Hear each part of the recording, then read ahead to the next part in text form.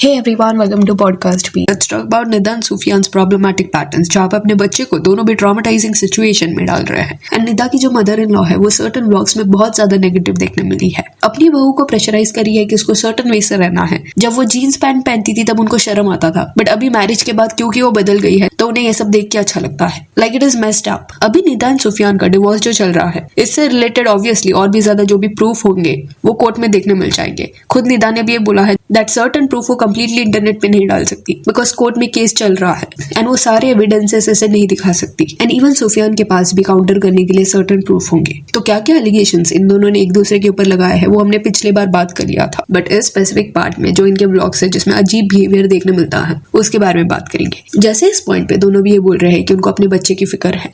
रोज रोज झगड़े वाले negative environment में उसको उनको बड़ा नहीं करना था, इसलिए अपने बच्चे के लिए उन्होंने डिसाइड किया कि वो सेपरेट हो जाएंगे। तो अग्रीड, आपको है फिक्र आपके बेटे के लिए, इसमें कुछ डाउट नहीं है। बट ये जो नेगेटिव एनवायरनमेंट की आप बात कर रहे हो, ये कहीं ना कहीं चाहे आप इंटेंशनली बोलो या अनइंटेंशनली, आपने उसके लिए काफी वक्त से क्रिएट करके रखा है। आप इनके पुराने व्लॉग्स देखना जहाँ पे अपने बच्चे के सामने जोर जोर से ये लोग झगड़ रहे हैं एंड बच्चा इससे अफेक्ट हो रहा है, वो रोने लग जाता है। एंड देन इवन जो सुफियान की सिस्टर है उसका जो बेटा होता है उसके सामने भी they behave like this. And सिर्फ निदा सुफियान ये नहीं कर रहे, दूसरी जो उनके फैमिली मेंबर्स है सब ये कर रहे हैं। एंड देन दे से दिस कि उन्हें अपने बच्चे को ऐसे नेगेटिव एनवायरनमेंट में बड़ा नहीं करना जहाँ पे झगड़े होते रहते हैं, जबकि कई साल से you are doing this. But क्योंकि उसको आपने प्रैंक का नाम दे दिया था तो आपने उसको जस्टिफाई कर दिया कि अरे ये तो मजाक मस्ती में हम लोग लड़ रहे थे। जैसे एक व्लॉग था जहाँ पे सुफियान के पेरेंट्स के ऊपर ये लोग प्रैंक कर रहे थे कि सुफियान ने दूसरी शादी कर ली एंड निदा ये प्रैंक का पार्ट थी, वो जोर जोर से रो रही थी। एंड तब इनका जो बेटा है जोहान वो कमरे में ही था। निदा रोने लगी, देन जो मदर इन लॉ है वो झगड़ने लगी सुफियान के साथ। फिर जो निदा की सिस्टर इन लॉ है उसका भी बच्चा वहां पे प्रेजेंट था उस रूम में।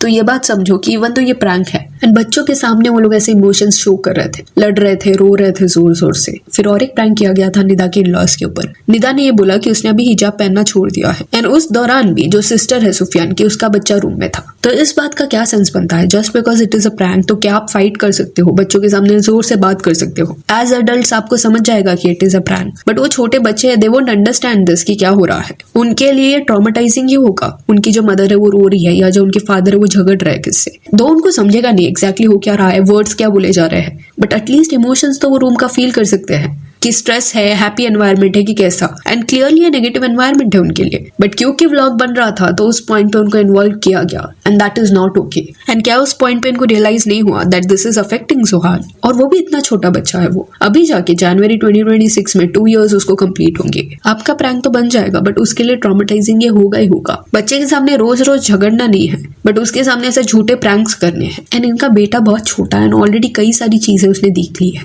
It is really messed up. Pranks के अलावा रियल लाइफ में इनके जो झगड़े होते हैं निदा एंड सुफियान के, वो भी उसने देख लिया है। सी इस पॉइंट पे it is a good decision कि निदा एंड सुफियान अपने बेटे का सोच रहे हैं, ये डिसाइड कर रहे हैं कि वो लोग सेपरेट हो जाएंगे। रोज रोज का झगड़ा उनको नहीं करना, तो इस चीज को कोई डिनाई नहीं करना। जस्ट दैट फैमिली व्लॉगर्स के बीच में ये टॉक्सिक पैटर्न देखने मिला है। एट टाइम्स व्लॉगिंग के चक्कर में दे डोंट रियलाइज दिस कि वो अपने बच्चों को अनहेल्दी एनवायरनमेंट में डाल रहे हैं। ये जो फ्लक्चुएटिंग इमोशंस होते हैं, एक पॉइंट में मदर का हंसना, सडनली रोना, आसपास वालों का स्ट्रेस लेवल बढ़ जाना एंड फिर सडनली हंसना, ये सारे इमोशंस इवन अडल्ट्स के लिए थोड़ा डिफिकल्ट होता है प्रोसेस करने के लिए। तो सोचो बच्चों के लिए कितना डिफिकल्ट होगा। एंड ये पॉइंट पे हम ये नहीं बोल सकते कि सिर्फ निदा की गलती है या सुफियान की, दोनों की रिस्पॉन्सिबिलिटी थी एंड दोनों भी गलत वे से बिहेव कर रहे थे। फिर निदा ने एक प्रैंक किया था अपने इन-लॉज के ऊपर कि वो हिजाब छोड़ रही है। तो हुआ क्या था कि बिफोर मैरिज निदा का जो आउटफिट था वो डिफरेंट रहता था, वो जीन्स टॉप सब पहनती थी। बट आफ्टर मैरिज उसने डिसाइड किया खुद की मर्जी से कि वो हिजाब लेगी and that is okay. And then सिर्फ एक प्रैंक के लिए उसने एक विग मंगाया एंड ऐसे प्रिटेंड किया अपने इन-लॉज एंड फैमिली के सामने कि अभी से वो ऐसे बाल ओपन रखेगी। एंड तभी उसने रीजनिंग ये दिया कि उसका जो बाल है वो गिर रहा है, इस वजह से शी इज डूइंग दिस, हो रहा है उसका बाल, तो हिजाब वो छोड़ रही है। इसके ऊपर उसके father in law and sister in law का कुछ ज्यादा ऐसा नेगेटिव रिएक्शन नहीं आया। दे वर लाइक ओके ठीक है, उसको करना तो करने दो। Just that father in law ने एक लाइन बोला कि पहले जब निदा जैसे ड्रेस करती थी जीन्स वगैरह पहन के, तब वो समाज में से छाती बाहर निकाल के चल नहीं पाते थे, बट जैसे ही उसने हिजाब पहनना शुरू कर दिया उनकी सोसाइटी में इज्जत बढ़ गई एंड वो भी गर्व से सबको फेस कर पाते थे। इनैक्ट करके उसके फादर इन लॉ ने सब दिखाया। And mother in law law जो थी वो अपसेट हो गई। शी स्टार्टेड सेइंग दिस कि लोग क्या बोलेंगे, तुम्हें थोड़ी कॉल्स आते हैं लोगों के, मुझे सुनना पड़ता है। पहले भी जब ये जीन्स पहनती थी चलो उसका चॉइस था, बट सुनने मिलता था, एंड अभी वापस ये हो गया। And then she even said this कि हिजाब पहनना होगा तो ही फिर से मिलने आना, वरना घर में मत आना। तो टेंशन लेती है, मेरे समझ में नहीं आता। अभी वो हिजाब पहनेगी तो ही लेके आना, नहीं तो मतलब छोड़ना थे। वो बिल्कुल भी इससे खुश नहीं थी। अभी से इस पॉइंट पे दो निदा प्रैंक कर रही थी, बट उसके रिएक्शन से लग रहा था कि ये सारी जो चीजें उसको सुनने मिल रही है उससे वो हर्ट हो रही है, बिकॉज शायद उसको एक्सपेक्टेड नहीं था कि पहले वो कैसे रहती थी, इसको लेके उनको शर्म आता था। किसको अच्छा लगेगा ये सुनने के लिए कि पहले तुम जैसे रहती थी, उससे हमको अशेम फील होता था, even if it is a prank, but उसको समझ आ रहा है कि उनके मन में क्या चल रहा था। इतने वक्त से उन्होंने बताया नहीं था। एंड सी निदा का चॉइस है उसको क्या पहनना है क्या नहीं। तो इट वॉज वेरी वियर्ड जिस वे से उसकी मदर इन लॉ उसको प्रेशराइज कर रही थी। एंड इस प्रैंक के दौरान एक रीजन भी प्रॉपर्ली दिया था उसने, निदा ने। उसने अपने मदर इन लॉ को बोला कि उसके जो है वो बाल झड़ रहे हैं, हेयरलाइन बहुत ज्यादा पीछे जा रहा है, बाल कम हो रहे हैं, इस वजह से उसने डिसाइड किया है बाल ओपन रखने का। एंड जैसे ही ये रीजनिंग मदर इन लॉ ने सुना, उसने निदा को बोला कि हो जा टकली पर पहन। Like see it is understood कि डिफरेंट फैमिली मेंबर्स के डिफरेंट ओपिनियंस, थॉट प्रोसेस हो सकते हैं, बट सामने वाले को रिस्पेक्टफुल वे से वो चीज कम्युनिकेट करो। कैसे आप कम्युनिकेट करते हो, कन्वे करते हो आपके थॉट्स को, वो मैटर करता है। लाइक एक पर्सन अगर आपको ये बोल रहा है कि बाल गिर रहे हैं उसके एंड वो स्ट्रेस्ड है इसको लेके, तो उस पॉइंट पे इवन इफ आप अग्री नहीं करते बट एटलीस्ट थोड़ा कंसिडरेट हो कि उसको कुछ चीज बॉदर कर रही है।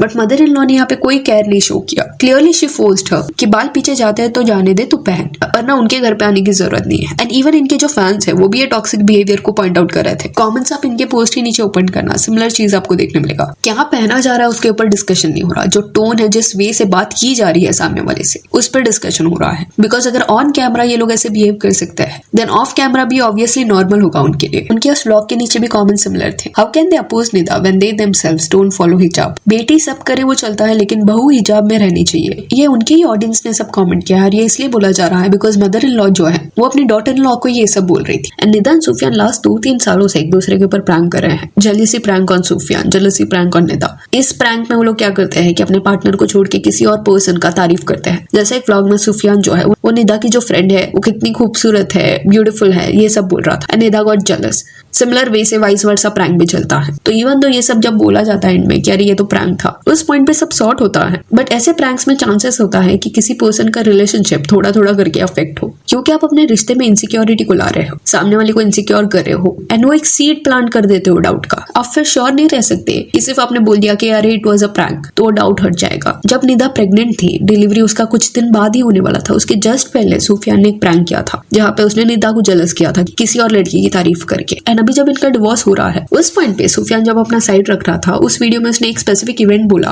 कि निदा जो है वो बहुत ज्यादा उस पर डाउट करती थी, उससे लोकेशन वगैरह मांगती।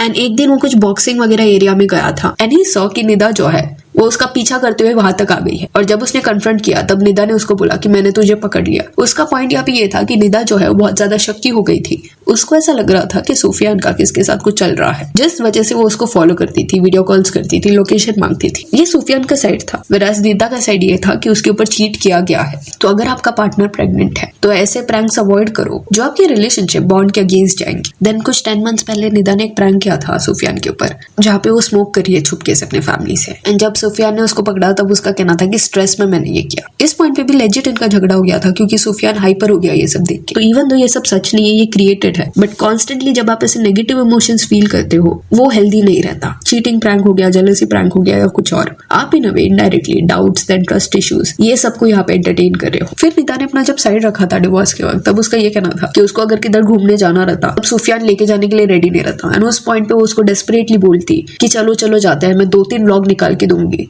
इस एक ट्रिप से। एंड तभी सुफियान मानता। तो यहाँ पे निदा ये बताने का ट्राई कर रही थी कि अगर वो किधर जाते भी तो उसके ऊपर एक प्रेशर रहता कि वहां से व्लॉग बना के लाना है, वो हेक्टिक होता था उसके लिए। दूसरी तरफ सुफियान का ये कहना था कि जो भी निदा को ऐसे एक्सपेंसिव ट्रिप्स पे वगैरह जाना रहता उसमें खर्चा होता था। तो दोनों का अपना अपना पर्सपेक्टिव रहेगा। Just that point being at times all this can get very hectic and आप फिर वो डिफरेंस नहीं कर पाते कि कौन से इमोशंस कैमरा के लिए थे एंड कौन से रियल है। धीरे धीरे करके इवन दो व्लॉग के लिए कुछ किया गया होगा या प्रैंक के नाम पे कुछ किया गया होगा, वो अफेक्ट करना शुरू कर देता है। सो yeah, that's it for this video. Do let me know कि निदा एंड सुफियान उनके फैमिली मेंबर्स के बारे में आपका क्या कहना है। And if you want you can follow us on Instagram, जिसका लिंक आपको डिस्क्रिप्शन में मिल जाएगा। और ये वीडियो अच्छी लगी तो लाइक एंड शेयर करें और ऐसे और अपडेट्स के लिए चैनल को प्लीज सब्सक्राइब करें। Thank you.